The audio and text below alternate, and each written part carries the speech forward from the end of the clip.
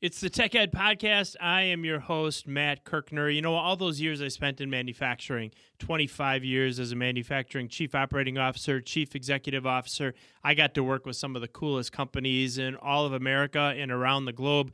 Companies with names like Harley Davidson and Chrysler and Mercury Marine and Toyota and Cummins and GM, and the list goes on and on and on. One of my favorite companies to visit was the employer of today's guest on the Tech Ed Podcast. That company is John Deere, and I have very, very fond memories of traveling to places like Davenport and Waterloo and Valley City and Horicon and Moline, working with some of the greatest people in all of advanced manufacturing. Today's guest is no exception.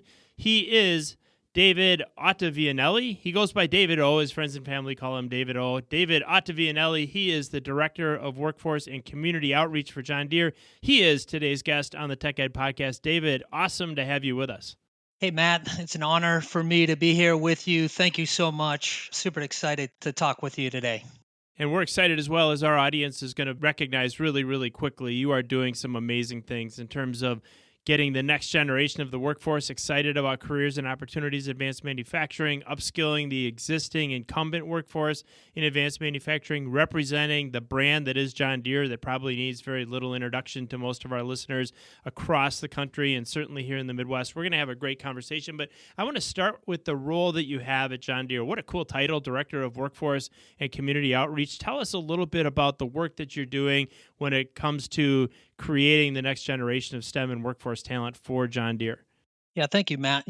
Most of my career, I've been in manufacturing roles that you've talked about in the large facilities in Waterloo and in East Moline at our combine factory and our tractor factory. But about 5 years ago, when I was supporting our factories across the Midwest, primarily in the United States, it led to, hey, we see a problem, and did a study. It's not going to be enough people, and we need to do something dramatically different, which led to my role, really about creating effective action plans to help bolster that candidate pool with growing retirements, all the different areas of need, increased need production, et cetera, with that. It's an incredible honor to lead these teams and be part of this. And really, what energizes me, right, every day when we look at this is the impact that we're seeing and that we're making on individuals and on our communities, in driving some community-based programs to help that whole ecosystem to build a candidate pool. And another thing internally is the passion of our employees who mentor, sponsor these programs, help assist, and their willingness to go beyond to welcome these candidates into our process and bring them on is inspirational. It's inspirational and really, really important work as well. I love working around people that have a true mission, and I could tell when you and I met for the first time several weeks ago at a groundbreaking, I guess, for a major training center here in the Midwest, that you were the kind of person that was mission-driven, that you were the kind of person that's doing this for the right reasons. Here at the Tech Ed Podcast, we talk all the time about securing the American dream for the next generation of STEM and workforce talent. We really do believe that we're on a mission. We believe that that work is really, really important. I love what you said in that last answer about, number one, being data-driven, so recognizing that there was a challenge and there was going to be a need for additional workforce. The words that you use, dramatically different, to quote you, dramatically different.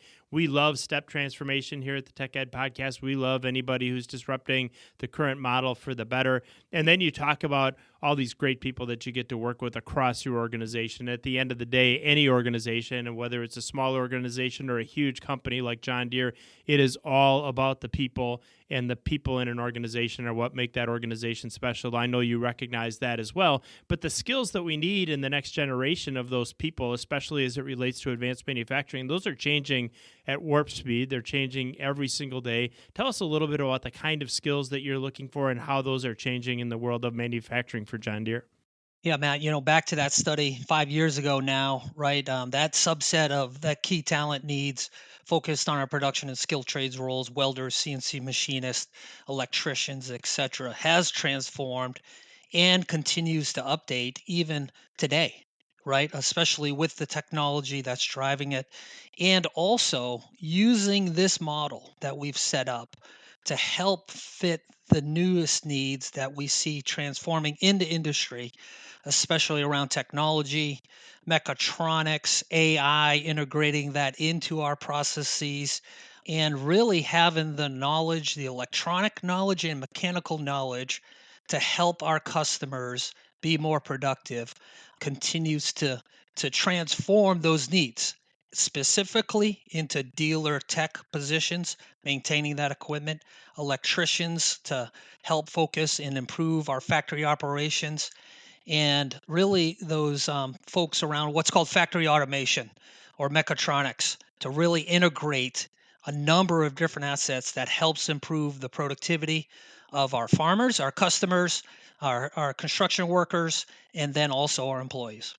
And it really does run across that entire spectrum. I remember a conversation I had a couple years ago with John Pfeiffer, who's the CEO of Oshkosh Corporation, big defense contractor. We'll get to some of your military service here in a little bit, and they do other things as well. But talking about the connectivity and some of these technologies across every aspect of their product, whether it's a product in the field, how they service a customer, how they prepare their technicians, how they prepare their workforce, and it really is making sure that we're connected across all these technologies. I love your use of the term mechatronics. We see all these convergences in manufacturing, but certainly mechanical systems, electrical systems, control systems, and now getting into things like IIoT and artificial intelligence, which, as our audience certainly knows, is a key fascination of mine. So as you think about that particularly, you brought AI up in that last answer. How is John Deere thinking about that, both in terms of the connectivity of your machinery and your equipment out in the field, and also how that changes the needs in the workforce? You know, Matt, innovation has been a key core value of John Deere and our culture ever since the company began in 1837, right? And John Deere inventing the stainless steel plow, right, to innovate the farming practices at that time 187 years ago. And this continues and was really highlighted over the last 2 years at CES, What is CES, just for our audience to know? the Consumer Electronics Show. Got it. Thank you. I want to make sure everybody was familiar with that. And obviously, we could see how that would fit right in. So go on. In 2023, we introduced an autonomous tractor. In 2024, we introduced a concept called See and Spray, the ability for a sprayer to go through a field at 10, 12 miles an hour to see over a different million different weed sites and identify that weed instead of mass spraying, identifying that weed and doing a spot spray. Huge impact on cost, also environmental impact, etc. with that. So with those changes, of course, we have to automate and improve our manufacturing processes to make sure that the customer is receiving that type of high quality, meet those expectations with that. So it becomes critical to integrate that into our manufacturing processes with that connectivity through each of the steps or a birth certificate of that tractor. And we have high levels of vertical integration of our products to include all the way down to a foundry in Waterloo, Iowa, that casts molds and castings that help produce the frame of that tractor.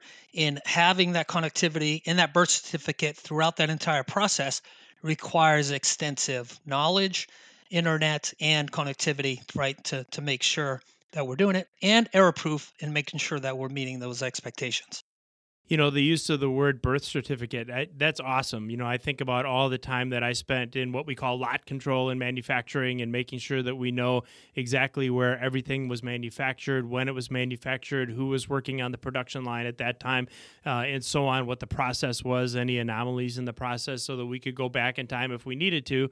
And if there was an issue on down the line in terms of quality or performance, we could track that back to the root cause. I think that's a really interesting way to look at this, especially in this age, as you suggest, of precision agriculture, another fascination of mine. But that brand and really agriculture in general continues to morph, as you suggest, in this age of IIoT and precision agriculture. Just last week, at the recommendation and actually the invitation of the governor of North Dakota, Doug Burgum, who put me in touch with a guy named Greg Devine, who Greg is running an organization called Grand Farm, just west of Fargo. And I think John Deere is a real key partner in that. endeavor, and got to spend time. Actually, I'm still kind of brushing the dirt off my dress shoes from spending time at Grant Farm with Greg last week. He's going to be a future guest on the podcast, by the way. But it's just this whole world of precision agriculture and how all that is evolving, both in the field, literally and figuratively, and in the manufacturing facility in terms of how we create those amazing solutions. It really is an incredible time to be in your space, is it not? It is, right? It's transformative. Also, not only having that birth certificate, but being predictive Mm-hmm. in using the data analysis and the number of key attributes that are coming into our manufacturing processes to be preventative, Yep. to not allow mistakes to happen, to adjust before they happen is a critical element of that. Because if you catch something on the back end, there's reclaim, repair, etc., out of processes that equal a higher chance of issues. So that takes right a whole different mindset in data in intelligence gathering, etc., to be predictive like we're asking our farmers to do and put that back into our manufacturing process. Absolutely. You and I could do a whole episode just on predictive analytics and on the use of AI and data sets and algorithms and artificial intelligence and machine learning to predict the future. And if you don't like what the future is telling you, fix the future before it ever happens. So we're 100% aligned on that. Again, that could be an entire episode. But certainly as we talk about those types of technologies, that really changes what we're looking for in our students, for example, coming out of high school, coming out of middle school, in terms of our incumbent workforce as well. Now, you've got the Ignite program that I know you're a huge, huge supporter of and really, really involved in. And this is being used to introduce students to careers and opportunities in advanced manufacturing. So share with our audience a little bit about what you're doing with Ignite and talk about your partner programs and so on. So, one of the key initiatives that we found in that workforce study, and this matched up nicely with superintendents and school administrators, was how do we really engage with the youth that are coming out of our high schools to do two things. One, to be informed of these opportunities at a younger age, and then also show them a structured path to get there. What Ignite is, it's an introduction to manufacturing, and it was set up by Amatrol in the Detroit school districts. And really, it's a quality pre-apprentice program that allows students to investigate and to really dip their toe into potential paths around manufacturing. It includes sessions on hydraulics, electronics, CNC programming, robotics, safety, lockout, tagout. It's a combination of computer learning and then hands on skills with 8 different modules. And we're using that in our school districts and partnering with our high schools and community colleges to use it as an introduction to get students to start thinking about these potential paths earlier, all the way down to 7th and 8th grade before they begin high school.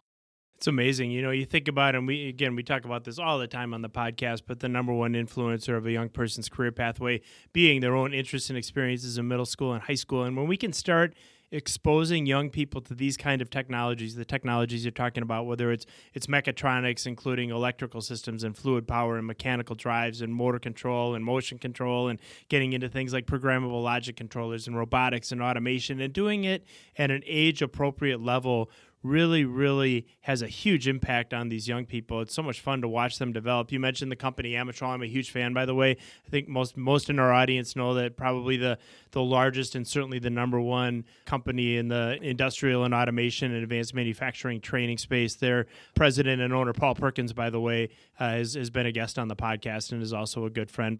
So a small world at this world of technical education, indeed, but you're certainly partnered with some phenomenal people. And I know that you're creating these amazing pathways for young people. You're not just doing Ignite, which is awesome. You're also really dedicated to both registered and youth apprenticeships, and certainly properly used and implemented in the right areas. Apprenticeships can have such a huge impact as well in terms of getting students and young people on the right career pathways and really giving them a intense and focused path toward just incredible careers. So talk a little bit about your focus on youth apprenticeship and registered apprenticeship. So back to that study again, one of the opportunities that was a miss for us is really this candidate pool of convincing students that are in high school today that they can work in these manufacturing environments. and to do that showing them that structured path. We have had great partners with our high schools and our community colleges to make this happen. And actually, the high schools are the official sponsors because they have the candidate pool, and they're also leading the RTI, or required training and instruction, and really helping prepare those students by the time they get to us in work-based learning activities. And that starts between their junior and senior year in high school, that they have the fundamentals and we don't have to train them on that. So it makes our training process and integration process easier. So we started this in 2019. There was a model out of the Pella School District from the Iowa Governor's STEM Council. Two school districts, Davenport and North Scott School District and John Deere, visited Pella. Driving on the way back, hour and a half drive, we said, hey, we can do this. So we initiated our first high school apprentice program. In that case, the schools were the sponsors in 2019 with 9 students and 4 business partners. Take that 5 years later, we've expanded that. And these are community-based programs. So by allowing the schools to be the sponsor, this allows other business partners to engage in this and be part of that solution, because we know it has to be sustainable and cannot be dependent upon one company alone to do that. About a month ago, we conducted our signing day in the Quad Cities, which is a combination of Illinois and Iowa on the Mississippi River, Davenport, Moline being the biggest cities. We had approximately 66 students and 20 business partners with 8 school districts.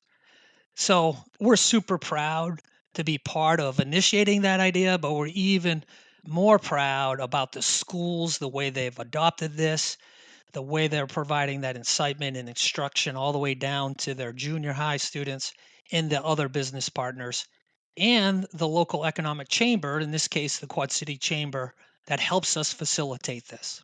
First of all, you and I, when we were together a few weeks ago, you showed me a picture on your phone of that signing day.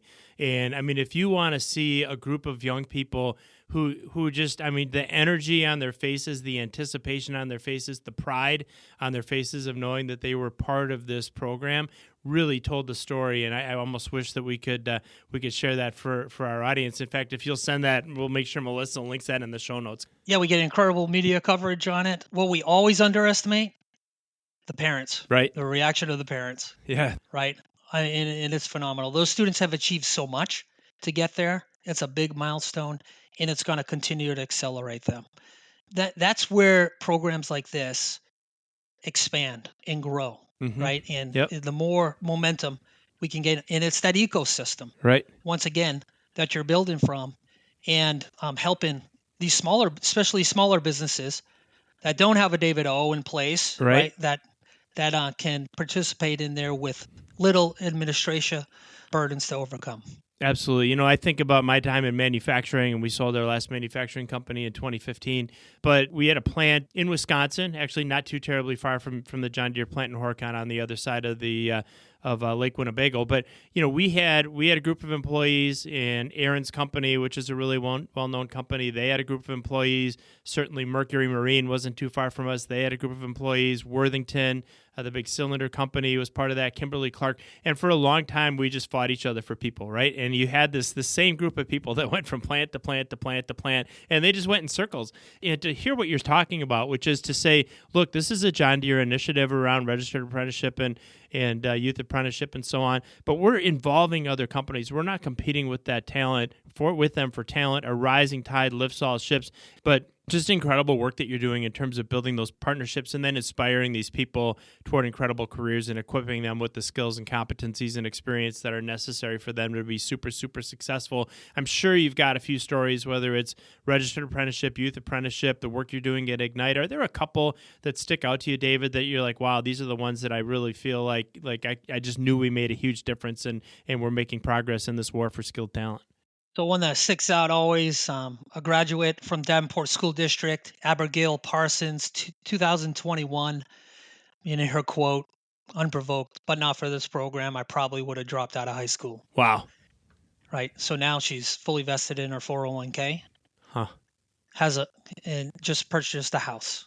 No way. right? So transformational, right? And those stories on an individual perspective, on a community wide perspective, some, West Des Moines Valley, we partner with them and through a number of different programs. They had one registered apprenticeship program when they first started, and now they're up to eight, right? And growing the number of students in occupations just because of the impact and the realization from businesses that, hey, here is an available, efficient talent pool that we need to take advantage of.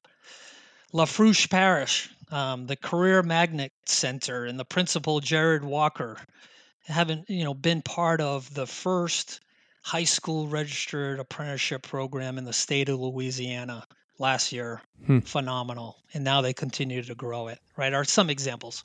Absolutely. So you're doing this obviously by that last answer. We've talked a lot about the Midwest and about Iowa, but you're doing this across the country. Is that fair to say? So you've got partnerships in places like Louisiana and all over the U.S. Yeah, so this year we'll start approximately 75 to 80 students. We're not finalized on our numbers yet at 15 locations in 8 different occupations across Deere facilities in the Southeast, down South, primarily in the Midwest. Awesome. And that's just such heartwarming work. And that's when we talk about having a mission. When you've got an individual like the first young lady, was it Abigail Parsons? Was that her name? Correct. Yeah, who says something like, if not for this program, I probably would have dropped out of high school, and now she's got a great job with a great company, saving for retirement. She's, I'm sure, got all kinds of opportunities to either have a super, super rewarding career in the place that she is now, or to move throughout the organization as time goes on into other responsibilities, if that's what she chooses to do. But to know that somebody like that is on that path because of the work you do, that's got to be kind of like the reason you get up in the morning and do the work you're doing. Is that fair to say? Oh, it's phenomenal. Like, right. And the engagement of those team members and the impact that it can make. And we actually train our students on how to share their message Awesome. because their message to their friends or fellow schoolmates is going to be a lot more powerful than David O coming in and talk to them. Those are some of the best recruiting tools for our audience members who are working in industry and so on. The power of having, I can go in, I'm 50 some odd years old, and I can go in and talk about how great opportunities are in manufacturing, and you like to think you make a difference, but there's no way that I can compare to a student that's maybe 2 years out of high school that can walk into a classroom and say, I was where you are 2 years ago, and this is what I'm doing now. And that's just a really, really powerful message and a testament to the incredible service that you're doing to the world of manufacturing and the world of education. Your service certainly hasn't been limited to that world, although it's been extensive. You were also really prolific in serving our country in the nation's military. So never pass up an opportunity to thank a veteran both for their service and for my freedom, because both of those are really important. And without people like you and thousands like you, we wouldn't have that freedom to enjoy here in the United States of America. So I mean that sincerely. Thank you for your service. Talk a little bit about, and this is one thing you and I touched on when we were together a few weeks ago, and that I've learned I didn't recognize maybe 2 or 3 years ago, but I recognize now through some of the work we've done, both in terms of employing veterans and doing some of the work with organizations like Operation Next that I've been really involved with. Talk to us about that transition from military into civilian service, and is that as easy as some people give it credit for?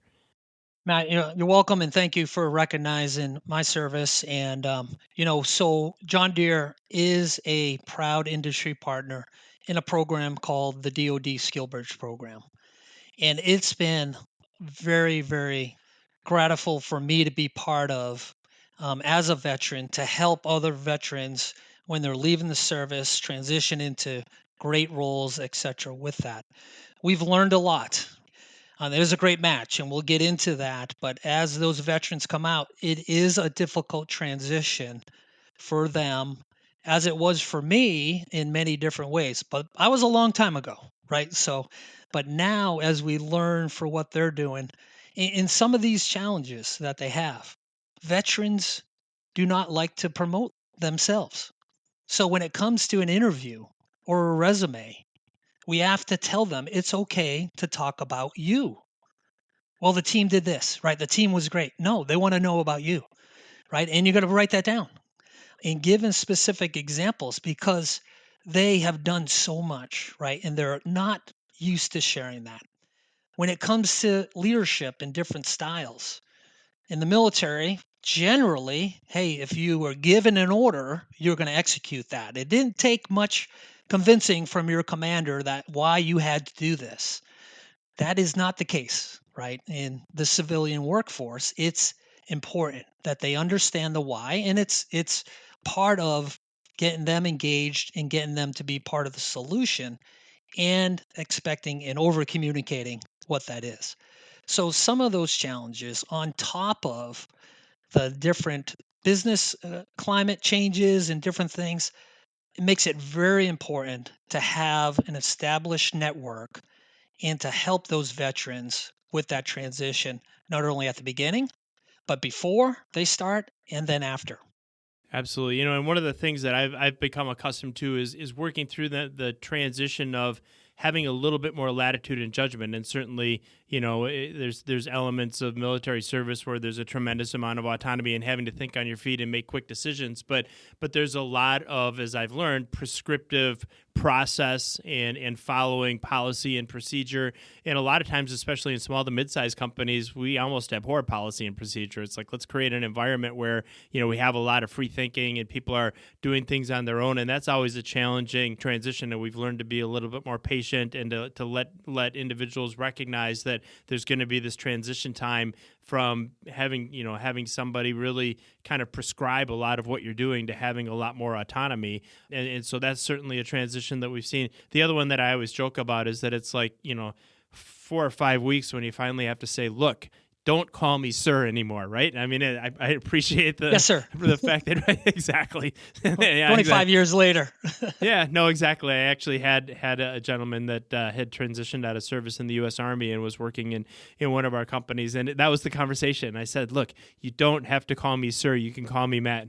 Yes, sir. Is what he said. That was his response. So, but on the other hand, just tremendous dedication, loyalty, work ethic. I mean, as you work through that transition, employing our veterans has tremendous value, certainly to them. But I would argue, as an individual who has employed veterans in a number of different organizations and companies, tremendous benefits to the companies as well if we work through that transition and support that transition. So go into a little bit more detail about some of the work that John Deere is doing in terms of transitioning veterans from military service into civilian life and into productive members of your team. Yeah, so this is a major initiative coming out of that workforce study of how do we utilize those talents that are coming out of the military to help support our manufacturing and our dealer locations across the United States.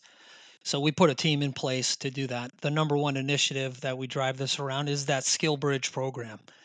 And the Skill Bridge program, Matt, allows those service members to learn all those things that we just talked about, the differences in their style and their leadership prior to getting out, really sets the stage and allows them to learn.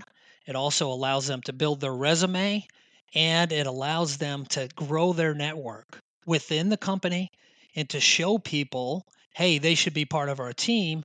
It's not guaranteed that they go into a full time role, but it allows them to become potentially the best candidate, right? They have to compete with a number of folks to do that. So we've learned a lot right on this in providing that mentorship, that one on one mentorship is a critical element of that. They're balancing so many different things, and some of these folks could be with a full family trying to transition out, and so trying to get VA benefits and everything completed from their service, making sure they do that. So as we've grown this skill bridge, the number of candidates that have recently gone through that can assist those through our mentorship program. Another critical element is our veterans networks and our community wide veterans networks, which goes back to our original discussion about that community ecosystem, which can help attract talent to our large facility areas that need people that can also help other businesses in doing that. Really, really important work. And you think about, again, going back to the idea of the rising tide lifts all ships of how do we create an ecosystem or an environment where a whole family of companies are looking at the incredible benefits that veterans and employing veterans bring to our organizations. I like the idea of mentorship as well. I hadn't thought about that, but in as much as we talk about a young person being inspired by somebody that maybe chose a career in manufacturing and is a couple years out of high school and then gets to hear that message, I've got to believe that hearing the same message from a veteran that maybe lived the same type of life that you did for a long time and successfully transitioned into civilian life is a powerful tool. Is that what you found? Oh, it's invaluable. One of the key initiatives we put in place that leads to a higher success rate for them coming out and understanding that environment. It's been a critical element of the success of this program. In that one-on-one, hey, give me a call if you want to talk about anything, about family, about the community, what you're thinking, work, right? It's a big deal. Awesome way of looking at that, and an awesome approach to this transition. I covered a couple of the benefits that I saw in employing veterans earlier in the discussion here, but are there any that you would add? What would your message be to employers about the benefits of employing people who have served our country? Companies should consider this, right? Technical expertise coupled with incredible leadership qualities, and they're going to learn quickly. So if you're in a technical environment, they're going to learn, but then they're also going to add this added layer of leadership, how to work with people, how to lead teams, effective, extremely effective in manufacturing environments at all levels. Going back to what I had mentioned about Doug Burgum earlier, he talked about in the state of North Dakota, where I know you've got a plant in Valley City, and I think one in Fargo as Fargo. well. Yeah. So and he talked about, believe it or not, it is harder for a student graduating from high school to get into the military than it is to get into college. Think about that for a minute. That literally, in terms of the expectations, in terms of a wide variety of criteria, and so. For anybody in our audience that thinks that military service is the consolation prize, that don't ever think that. The truth of the matter is that, at least in North Dakota, and I know it's true and in a lot of other places, it is literally easier to get into a four-year university than it is to get into our nation's military, which really speaks to the caliber of people that are there and the caliber of talent that will come out as they transition from military service into civilian life. Matt, yeah, you made me think of another one, accountability, right? Hey, I'm going to show up not at 6 o'clock, but 10 minutes early Right. because they got to be ready. Or in Wisconsin, where we live by Lombardy time, it's 15 minutes early. But I think anybody in this day and age will take 10 minutes early as well. So absolutely, accountability and saying what you do, doing what you say, and that's been exactly my experience with veterans as well. They're trusted team members, right? They know what it means to be part of a team, and that's what we base our manufacturing elements on, right? There's over 18,000 parts on Right? a combine. Wow. It takes a lot of teams of 30 to put that together. But if each team does its element and have leaders and team members that understand how they're going to support each other, that equals success for our factories and our customers. And for the company as a whole, and John Deere finding so many ways to successfully grow its workforce. We've talked about youth apprenticeships, registered apprenticeships, K-12 programs. Certainly, your programs in the world of transitioning veterans into manufacturing careers. You're also doing some things in the justice involved community, if I'm correct as well. That's another community. Certainly, lots of folks that have served their debt to society and are now looking for what comes next. Talk about that important work as well. So now this was our third initiative back to 2019 in those action items, right, to do that we saw an opportunity on at a much lower scale.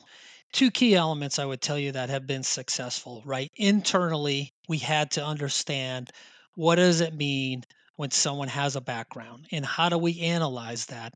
And then second thing is how do we engage with the workforce development reps and those potential candidates before they come out of incarceration to understand the answers to that and also understand, most importantly, the rehabilitation process that they've been through, both behavioral and the technical skills that they've gained.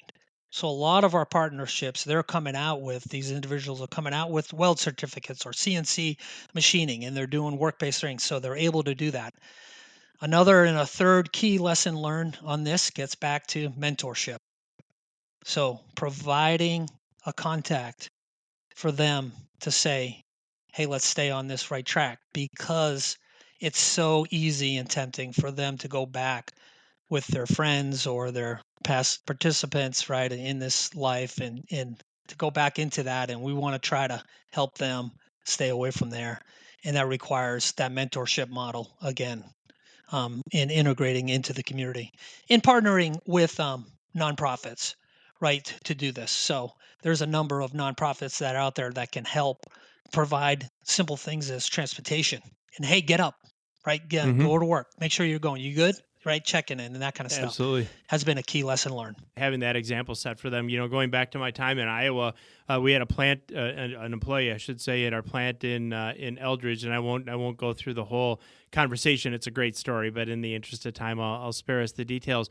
But an individual who 8 years prior had been convicted for driving the getaway car in an armed robbery, that had served a sentence and was transitioning from incarceration into freedom, and really had changed his life and turned his life around a variety of ways. Had really, the person that went into the correction system was not the same person that came out. That person was much different and much better.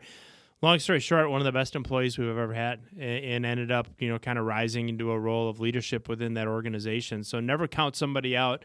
Certainly that's not the story every time, but making sure that we are, as we look at the next generation of talent for our advanced manufacturing environment, and it's going to take everything. There are ands, not ors. It's veterans, it's high school students, it's technical and community college students, it's people that maybe got off on the wrong track in life. And as my wife Renee likes to say, it's not that they need a second chance, it's that they never got a first chance. And now we're giving them that opportunity to set their life in the right direction.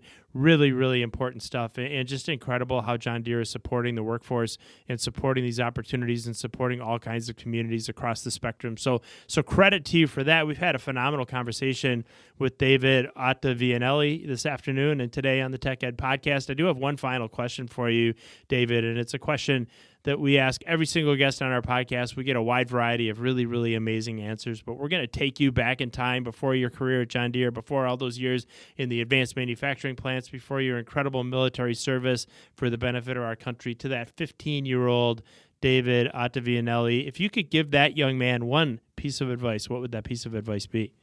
Don't underestimate your abilities and what you can accomplish. Find something you're passionate about and leverage that passion and that guidance, and learn a trade, whatever that is. Learn a specific is going to take you to high levels beyond what you can imagine. Your limiting factor is going to be yourself, and don't let that be the case. Whatever we can visualize, whatever we believe we can become, we can become. It's literally, there are no limits. And I think that is terrific and phenomenal advice for our audience, and specifically, David, for the young members of our audience. I want to thank you for spending time with me. We've had just a great conversation. John Deere doing so many amazing things. David Ottavianelli, he's the Director of Workforce and Community Outreach for John Deere. David, thanks for coming on.